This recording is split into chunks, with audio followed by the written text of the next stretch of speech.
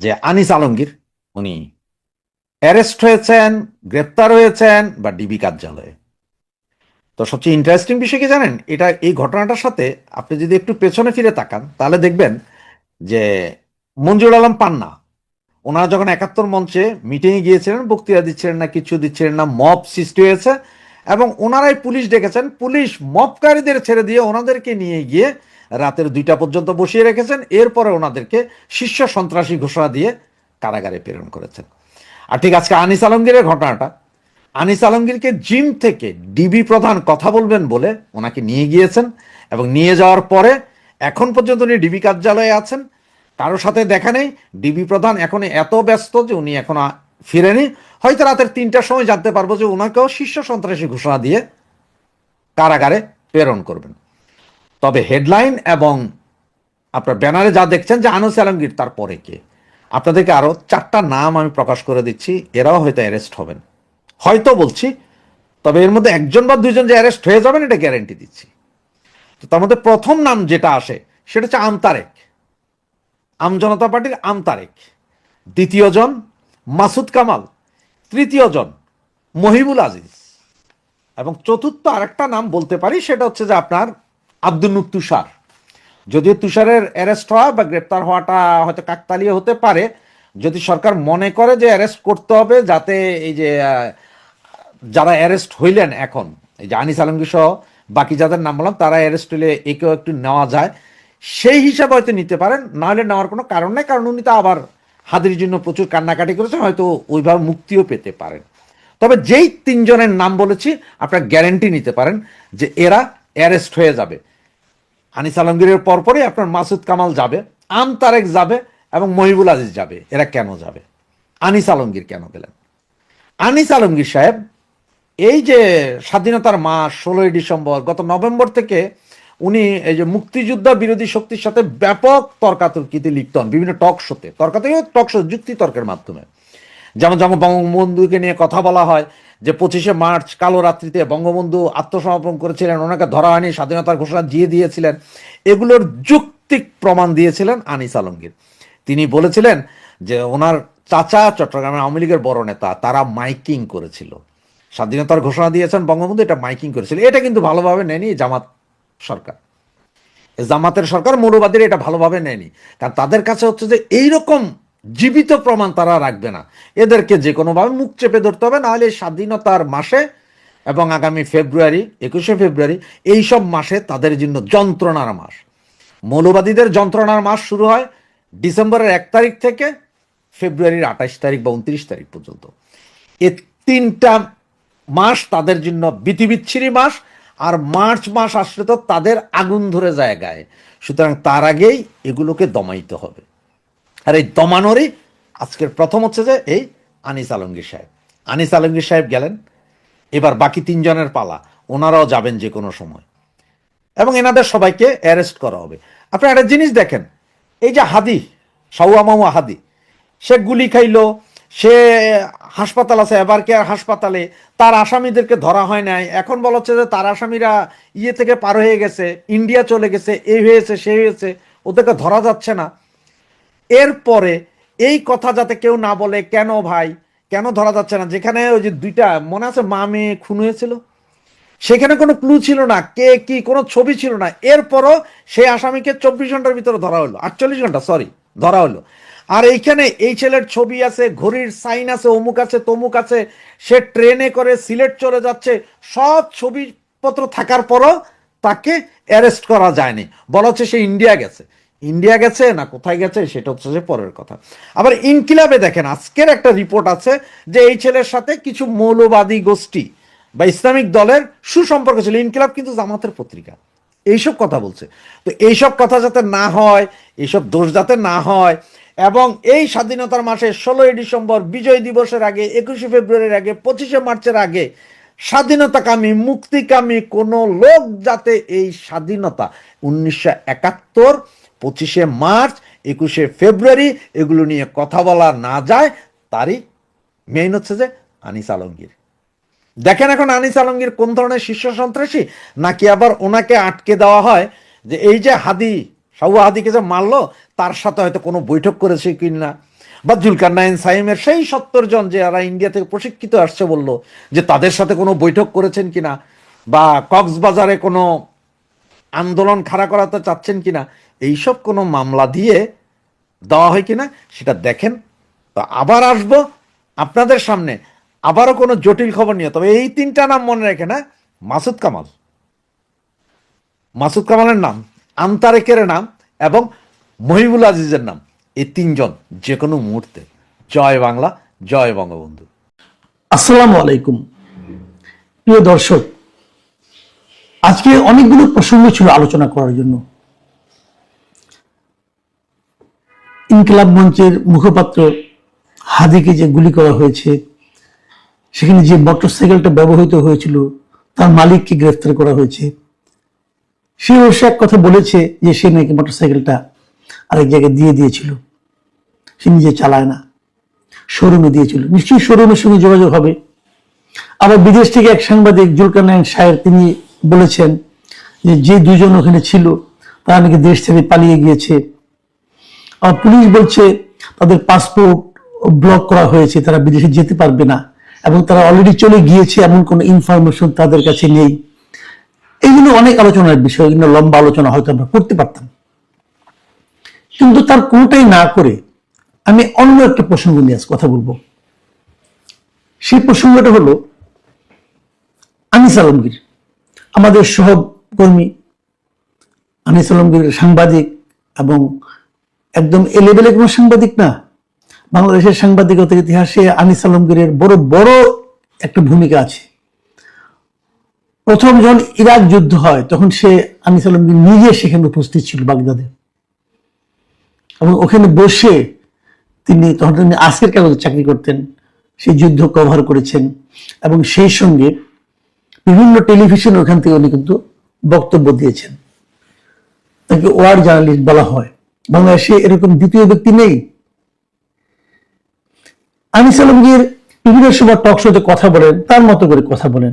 আমার অনুষ্ঠানেও, আমার যে অন্য মঞ্চ নামে যে আমার একটা চ্যানেল আছে যেখানে আমি ইন্টারভিউ বিভিন্ন ধরনের প্রচার করি, সেখানেও আনিস আলমগীর মোটামুটি প্রতি সপ্তাহে একদিন করে আসেন, নানা বিষয়ে কথা বলি।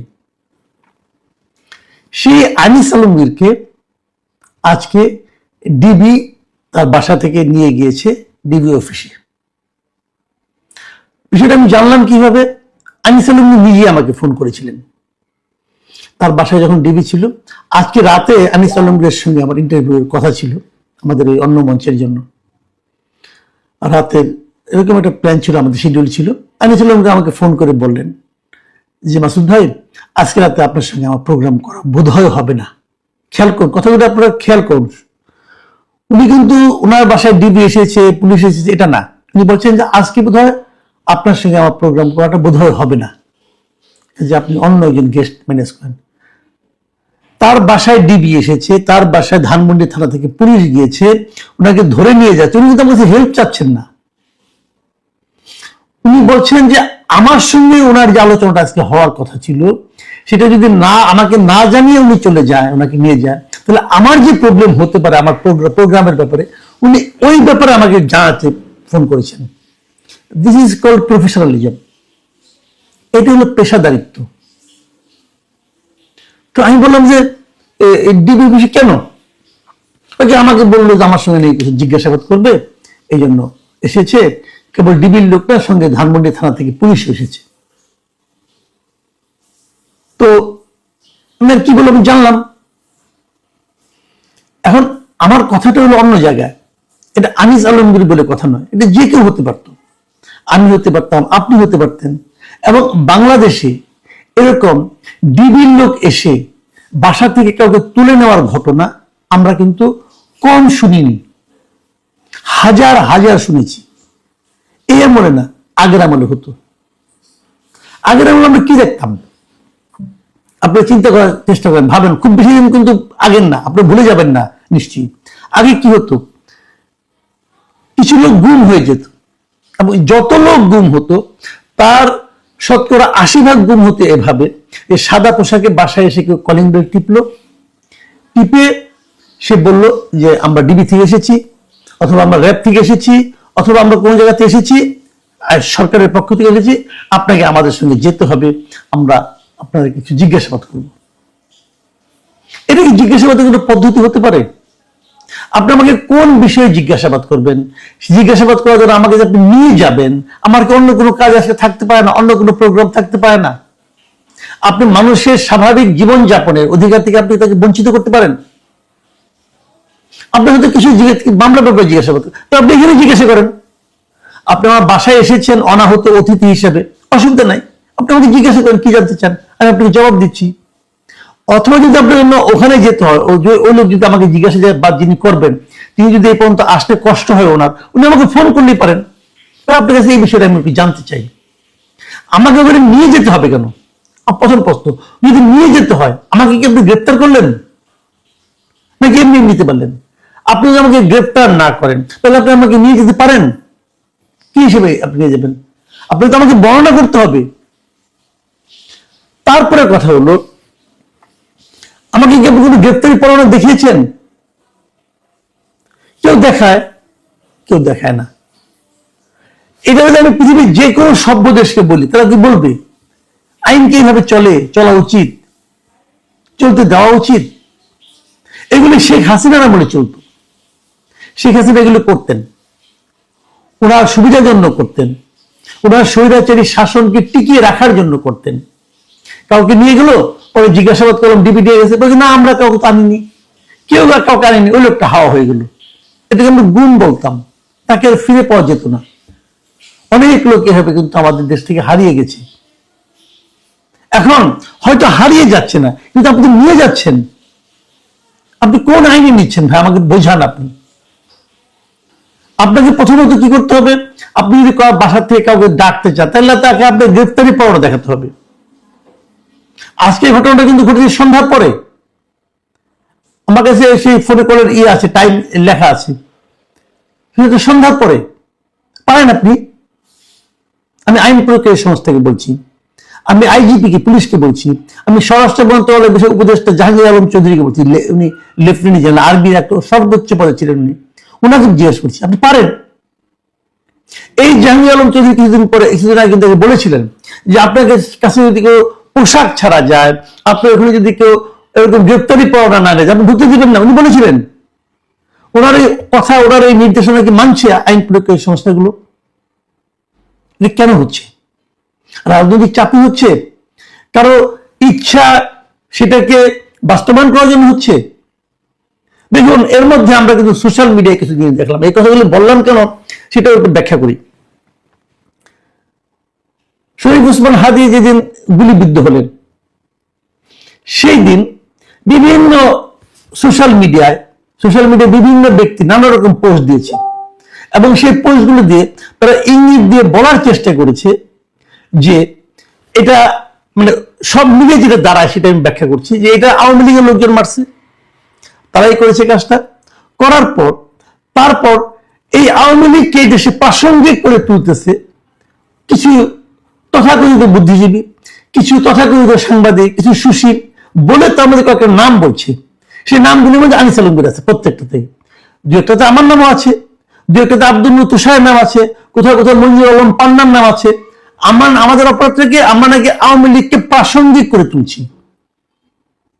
তো কিভাবে প্রাসঙ্গিক করছে আমি জানি না, তারা কিভাবে, কোনো ব্যাখ্যা দিচ্ছে না, কিন্তু কোনো প্রমাণ নাই, কোনো লজিক নাই, দিচ্ছে।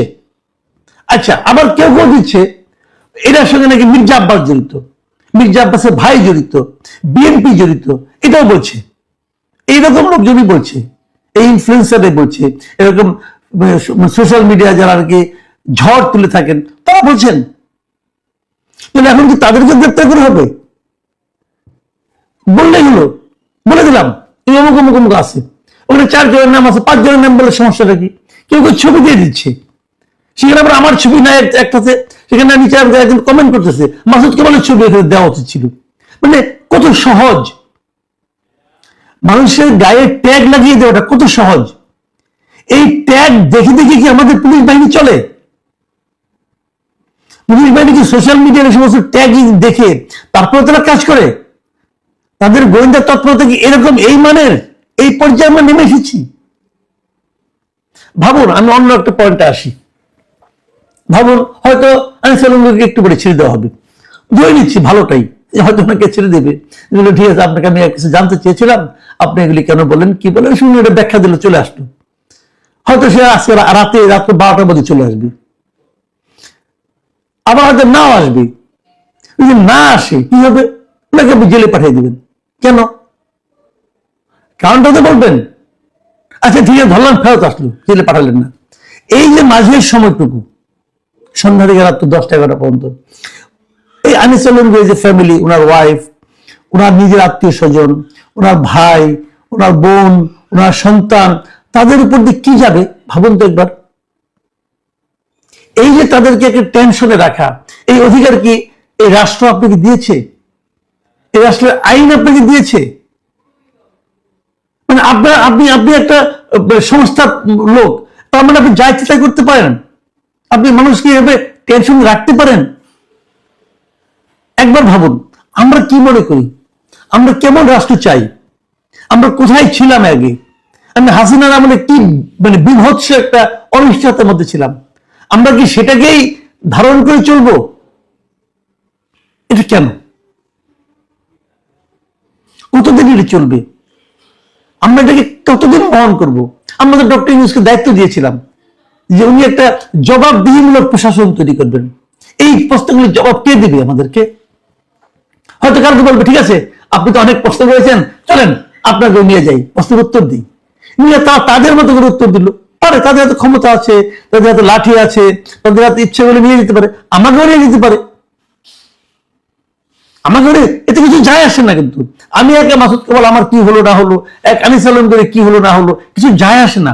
কিন্তু এগুলো উদাহরণ তৈরি করে, এগুলো সরকারের ইমেজকে নিয়ন্ত্রণ করে, সরকারের ইমেজকে প্রকাশ করে, মানুষকে বোঝায় যে আমরা এতটা ভীতিকর, আমাদের ব্যাপারে কোনো সমালোচনা তোমরা করবা না। আচ্ছা আনিস আলমগীরের বিপক্ষে যেগুলো বলা হচ্ছে, সে আওয়ামী লীগকে প্রাসঙ্গিক করে তুলছে, আমি এই জিনিসটা একেবারে বুঝি না। আওয়ামী লীগ অপ্রাসঙ্গিক হয় কিভাবে? ওই যে কি একটা ছেলে আছে, একটা নাবালক ছেলে আছে, একটা দেখলে মদিন দেখলাম বলতেছে এনসিবির ছেলে, তারা বলতেছে যে আমরা নাকি আওয়ামী লীগকে প্রাসঙ্গিক করে তুলছি। অপ্রাসঙ্গিক আপনি কিভাবে করবেন? যাকে আপনি নিষিদ্ধ করবেন সেটাও তো প্রাসঙ্গিক, নিষিদ্ধ হওয়ার জন্য প্রাসঙ্গিক। একটা শব্দ শিখছেন, ওই শব্দগুলো যেখানে সেখানে প্রয়োগ করে ভাবেন যে বিশাল বুদ্ধিজীবী হয়ে গেছেন। ভাই এত সহজ না, আর একটু লেখাপড়া করেন। আমি বারবার একটা কথা বলি যে এক বইয়ের পাঠক সম্পর্কে সাবধান। ওরা ওই একটা দুটো বই পড়ে বিশাল জ্ঞানী হয়ে গেছে, জেনজি হয়ে গেছে, যার তার সম্পর্কে যা তা বলতেছে। আসেন না, আমি তো ওপেন চ্যালেঞ্জ দিই, আপনি বাহাসে আসেন, বসেন, গণতন্ত্র কাকে বলে শিখে আসেন। ভাই যারা আপনাদের উস্তাদ আছে, উস্তাদদের নিয়ে আসেন, বসি কথা বলি।